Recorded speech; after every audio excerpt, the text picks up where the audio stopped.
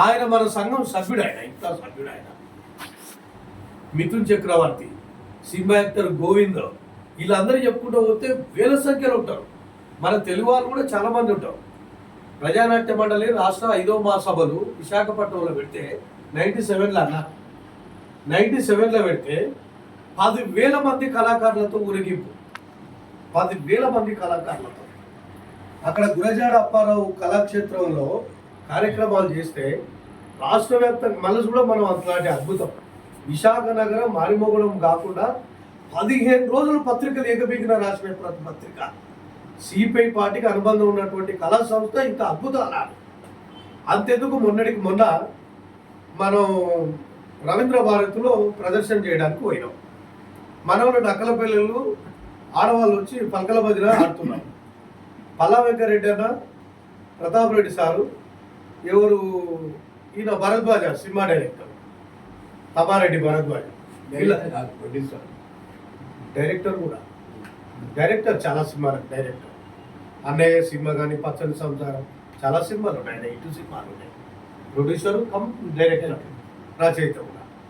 అయితే ఆయన అడుగుతున్నాడు, ఏంటి కళారూపాలు ఇంకా ఉన్నాయా అని. అంటే నేను అప్పుడే ఇట్లా మెట్లు దిగుతున్నా, పల్లా వెంకరెడ్డి అన్న నన్ను గుర్తుపట్టి ఇది ఏ జిల్లా వాళ్ళని అని అడిగి, నాగర్ కర్నూలు జిల్లా వాళ్ళని. ఇగో మనోడు వస్తున్నాడు ఆ జిల్లా కార్యదర్శి అని.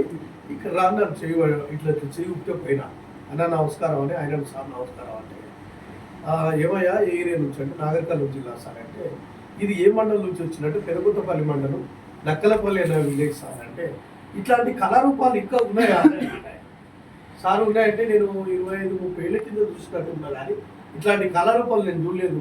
ఈ మధ్యకాలంలో మనం చూస్తున్నా, చాలా మంచి కళారూపాలు ఇచ్చినాను. ఇట్లా భుజం తట్టినా అంటే నేను ఏమంటున్నా అంటే, అంత పెద్ద సినిమా డైరెక్టర్ మెచ్చుకున్నటువంటి కళను మనం ఒక గ్రామీణ ప్రాంతం నుంచి తీసుకెళ్ళగలిగినాం, రవీంద్ర భారతిలో ఆడించగలిగినాం.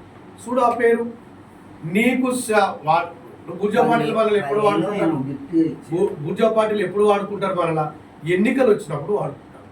లేకుంటే వాడు పుట్టినరోజుకో సచిన రోజుకో వాడు ఇతరాతర కార్యక్రమాలు, పార్టీ కార్యక్రమాలు ఉంటే వాడుకుంటాడు. ఏమిస్తాడు?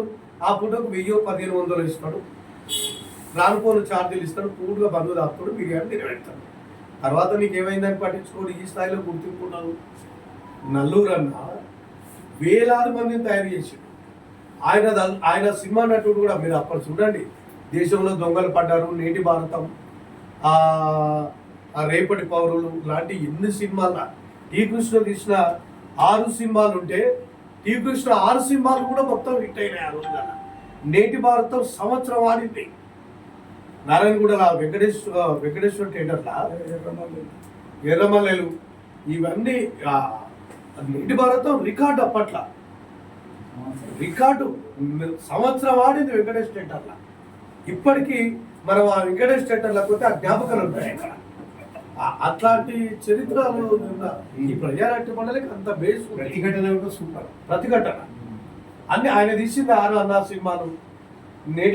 నేటి భారతం, దేశంలో దొంగలు పడ్డారు, రేపటి పౌరులు, ప్రతిఘటన, దేవాలయం లాంటి 6 సినిమాలు తీసిన 6 కూడా బంపర్ హిట్. అందులో నేటి భారతం సంవత్సరం ఆడి. ఏది అది నాకంత ఐడియా లేదు.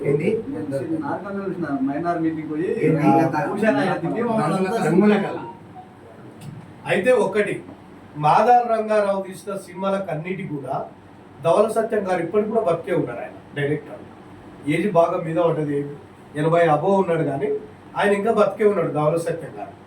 మన సాహితీ